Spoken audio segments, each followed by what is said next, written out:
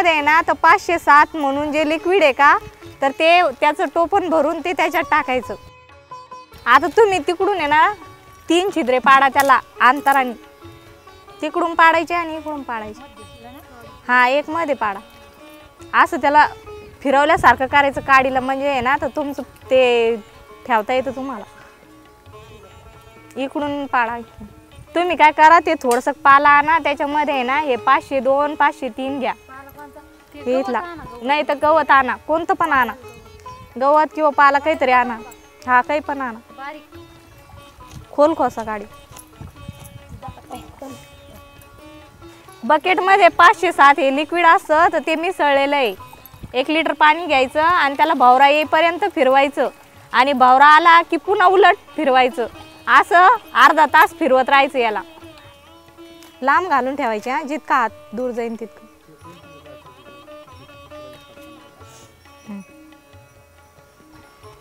आता हे जे लिक्विड आहे का हे 2 छिद्र जे पाडलेले आहे का आपण त्या छिद्रामध्ये टाकायचं, ते हे घ्या मग घ्या, ते त्या छिद्रामध्ये टाकायचं आणि ह्या छिद्रामध्ये टाकायचं आणि हे बाकीचं उरलेलं पाणी पूर्ण साईडनी शिंपून द्यायचं त्याच्यावर, सगळ्या बाजूंनी शिंपा सारखं, कमी जास्त नका होऊन। आणि आता हे जे छिद्र आहे का हे वरचे दोन्ही पण बंद करून टाका। आता हे आपलं बीडी कंपोस्ट खत तयार झालं।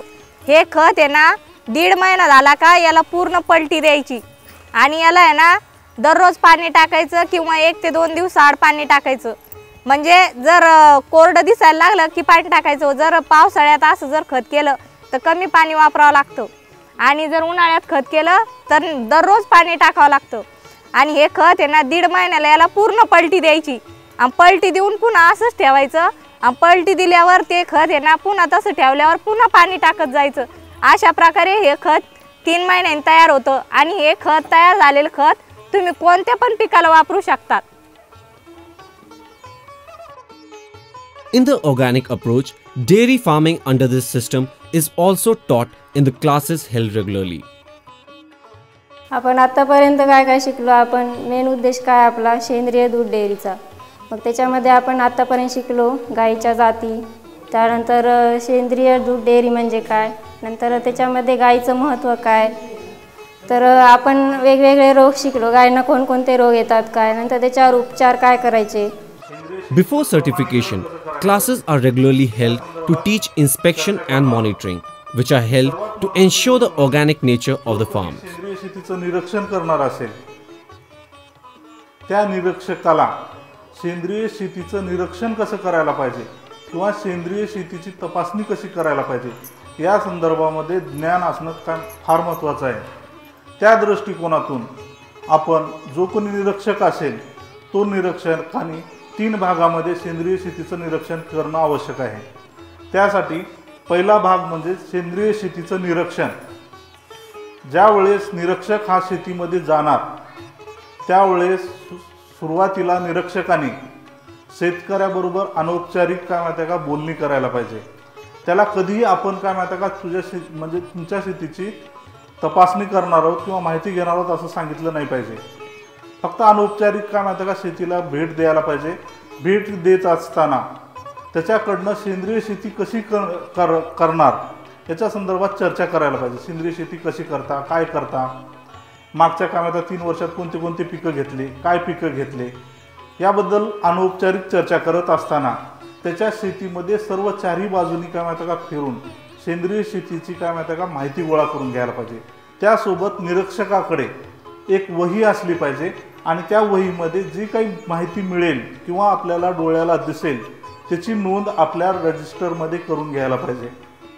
आणि 4ही बाजूनी फिरत असताना शेतीमध्ये ह्या पद्धतीनं समजा जर ना व्हिजिट ज्यावेळेस देणार आपण शेतीमध्ये त्यावेळेस इथून असं जाऊन सनी या पद्धतीने काय म्हणतात झड आकारामध्ये आपण सेंद्रिय शेतीची काय माहिती आहे का सेंद्रिय शेतीमध्ये चालून त्याची माहिती गोळा करायला पाहिजे।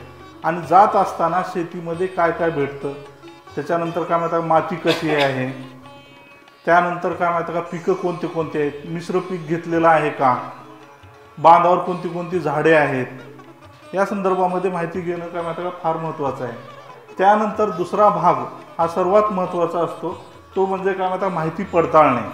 आता तो जो काही शेतकरी अनौपचारिक पद्धतीने आपल्याला सांगणार, त्यावेळेस त्या शेतकऱ्याकडनं काय माहिती का ती माहिती दिलेली सत्य आहे का, ही काय माहिती का पडताळून पाहणं फार गरजेचं आहे.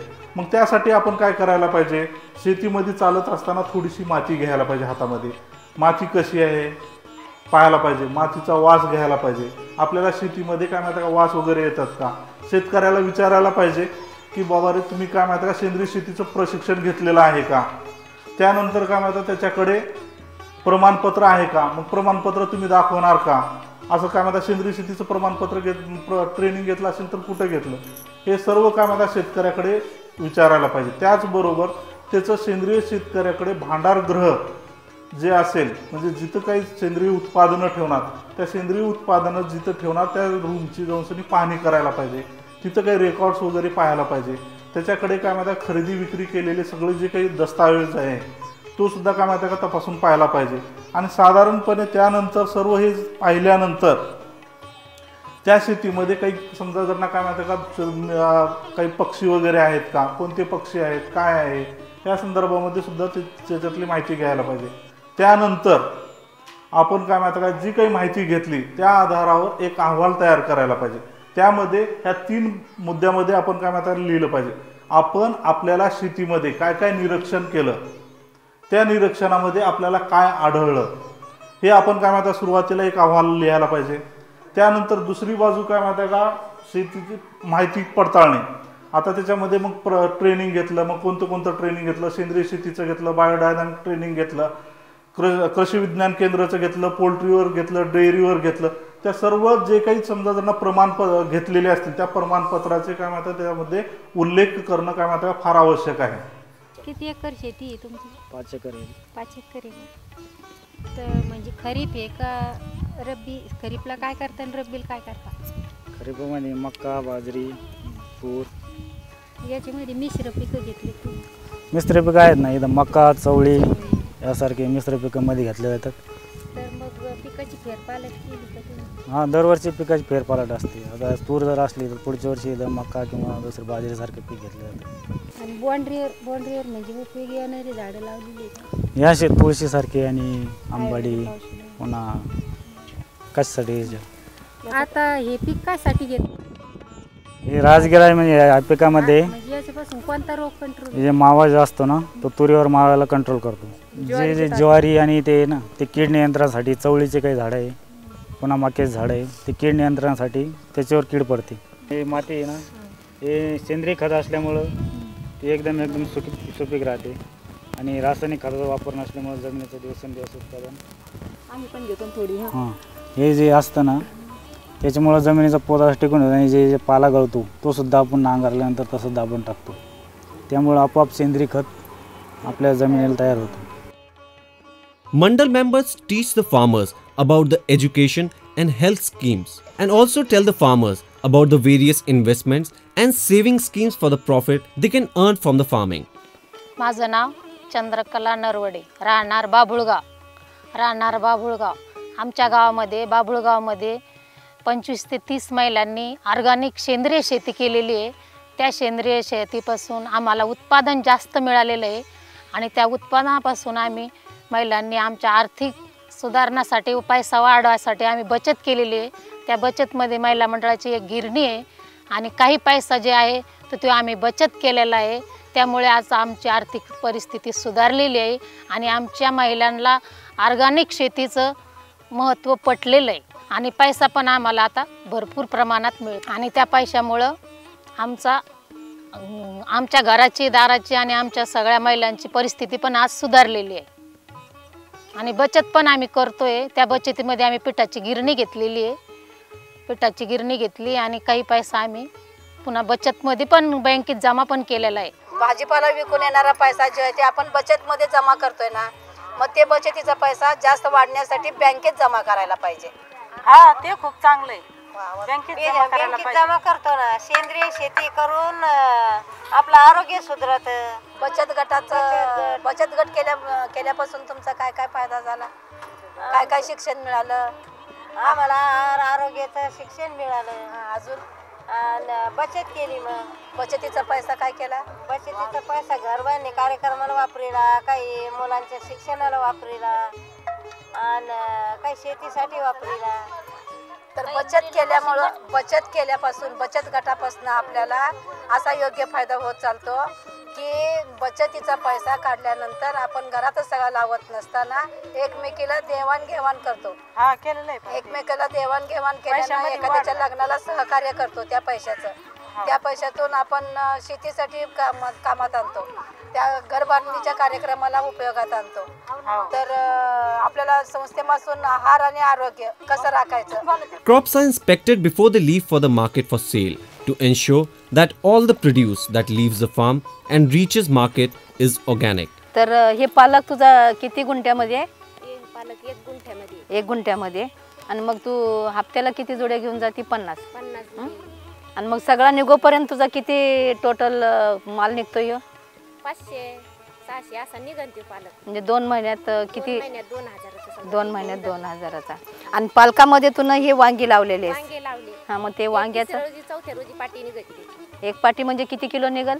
ती 10-20-25 किलोची. असं. मग हे पण मेळाव्यात जाणार आहे नाही का? मग हे किती गुंठ म्हणजे 1च गुंठा झाला सगळा. आणि त्याच्यामध्ये वांगी आणि पालक म्हणजे तुला 2-4 हजार रुपयाचं उत्पन्न निघतं याच्यात 1 गुंठ्यामध्ये. आता हे उपटून घेणार आहे का असं खोडूनच घेणार तू भाजी? ही उपटून घेणार म्हणजे एकाच ह्याच्यात सगळं ते माल नेणार आहे का तू? उपटून घेणार, मग पुढे वांग्याची नुकसान नाही झाली. हा, उपटून घेणार म्हणजे आज ह्यो बाजारात की सगळंच नेणार आहेस तो? हे घे चांगला भाजीपाला, ह्यो पालक उपट, ते उपट.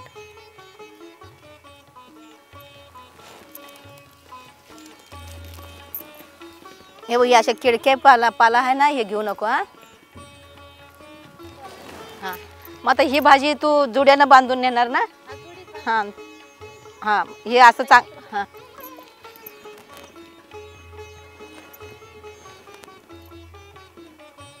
हे घे, हे छान आहे बघ. ही अशी बघ सेंद्रिय खतं वापरल्यामुळं ही माती अशी भुसभुशीत आणि चांगली मऊ होऊन जाते, नाही की नाही? मग खतं नेहमी करता हाच खत वापरायचं आहे तुमचं? हां, तुमचं नाव घेतलेलं आहे, तुमचं नाव फॉर्म भरलं तर तुम्ही आता हे खत वापरला पाहिजे, आहे की नाही? खाली कसं करायचं?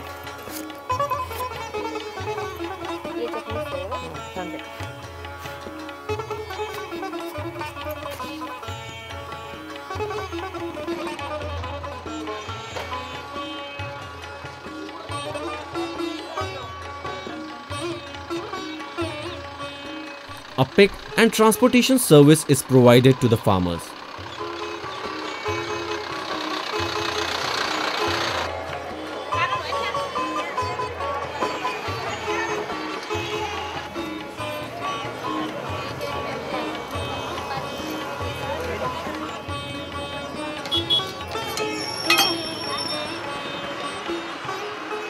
A few reaction of consumer, both urban and semi-urban, to the organic produce. I am Mrs. Rajani Bhogle and I am very conscious about nutrition and the quality of food we eat. Living in Aurangabad, I always felt that we are deprived of all the new improvements and the new inventions which Bombay and Pune people or Delhi people are used to. But the Organic Link shop was started here and I was very delighted because organic food is the in thing. Everybody is very much aware that food which is grown with the use of insecticides has insecticide residues which are carcinogenic and which can cause harm to you. It also affects the soil very badly. So it is always good to use organically grown food. And in Aurangabad we are really fortunate to have this Organic Link shop which has really proved a boon. Everything that is available here is very tasty, and especially I found the Hathsadisa Tandoor, I mean rice which is pounded by hand. I couldn't find it even in Konkan area which is known for its rice. So I found it over here and we eat that rice only. It's very tasty. My children love it. I only wish that more people are aware of this and more people use this organically grown food and this shop prospers. Thank you. मेरा नाम दीपा कुलकर्णी, मैं ज्योति नगर में रहती हूँ. सेंद्रिय खेती के उत्पादन में प्रीफर करती हूँ क्योंकि इसको सेहत के लिए बहुत ज़रूरी है. सब नेचुरल जो है वो घटक सब मिलते हैं. ऑर्गेनिक में कुछ ऐसे रोग वगैरह नहीं होते थे। वो सेंद्रिय फूड खाना अच्छा है और वो शेतकरी के लिए भी अच्छा है और पूरे देश के लिए ज़रूरी है, क्योंकि वो जब रासायनिक खत वगैरह वापरते हैं तो